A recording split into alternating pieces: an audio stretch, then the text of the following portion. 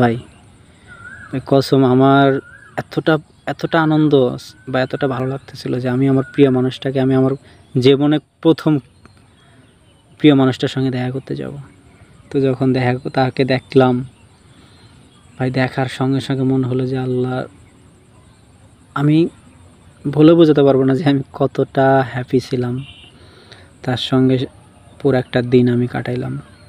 যতক্ষণ ছিলাম আমি তাকে জড়িয়ে ধরে রাখছি, যতক্ষণ ছিলাম ভাই আমি তাকে আমার বুকের সঙ্গে জড়িয়ে রাখছি, তার হাতটা শক্ত করে ধরে রাখছি ভাই। এই দিনটা, এই সময়টা আমি কখনো কোনো দিন ভুলতে পারবো না। তো দিনটা ছিল 14 তারিখ, আর মাসটা বলবো না, আর কিছু বলবো না, শুধুই বললাম 14 তারিখ দিনটা ছিল। তো